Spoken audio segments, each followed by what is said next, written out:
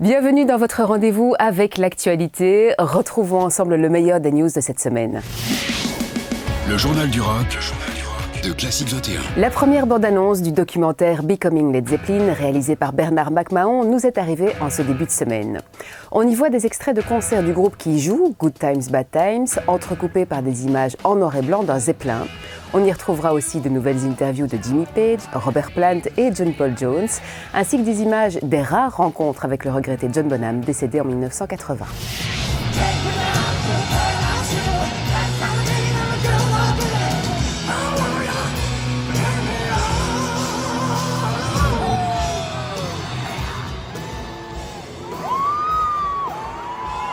Vous avez peut-être vu sur notre site cet invité surprise qui a rejoint Guns N' Roses pour le titre Paradise City lors d'un festival en Californie.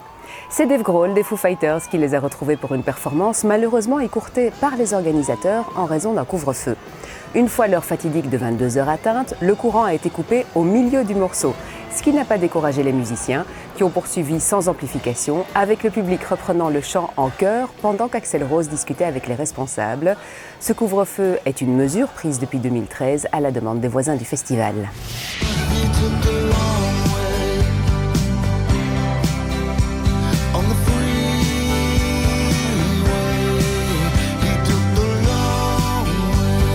Eddie Vedder a partagé le single The Long Way, premier extrait d'un nouvel album solo intitulé Earthling. Il y a aussi du mouvement du côté de son groupe Pearl Jam avec 2 albums retravaillés, Ten et No Code, pour leurs 25 et 30 ans respectifs. Eddie Vedder reprendra la route pour quelques concerts avec Pearl Jam, en plus d'un concert solo au Ohana Festival le 25 septembre prochain. Le journal du rock. Et puis la suite de ce feuilleton de l'été à propos des Sex Pistols. John Lydon a perdu son procès contre les autres membres du groupe qui préparent une série sur leur histoire sans lui. Les licences musicales pour cette série de biopics réalisée par Danny Boyle et intitulée Pistol ont été octroyées. Steve Jones et Paul Cook ont reprécisé que John Lydon, malgré ses déclarations, était bien au courant du projet mais qu'il avait refusé toute discussion. Ils ont aussi ajouté que, bien que son apport au groupe est incontestable, le fait qu'il prétende être le seul membre important est difficile à encaisser pour eux. La réponse de John Lydon ne s'est pas fait attendre puisque ce 7 septembre, dans l'émission Good Morning Britain, il a traité ses anciens collègues de sales menteurs. Filthy liars. Involved in the show months before principal of photography began. No, liars, liars. On passe au reste de l'actualité rock de votre semaine.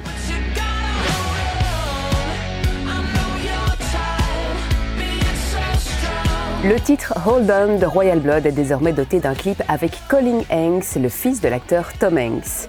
Il y joue le rôle d'un orateur qui utilise les paroles du titre lors d'un séminaire.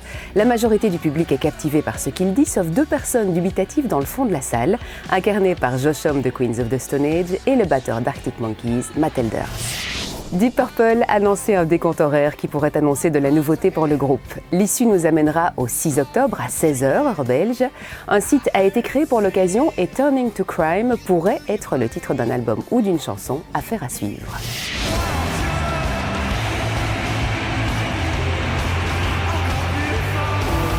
Après les concerts tests au mois de mai dernier, l'Indochine Central Tour reprend vie après l'interruption due à la pandémie avec une évolution technologique notable, un écran central à 360 degrés de plus de 2000 m², le plus grand jamais réalisé et spécialement conçu pour les stades du Central Tour.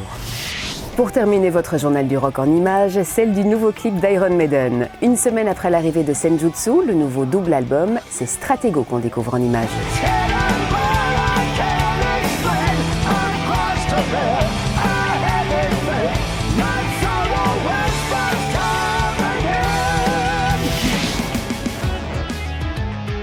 Retrouvez le journal du rock sur classique21.be.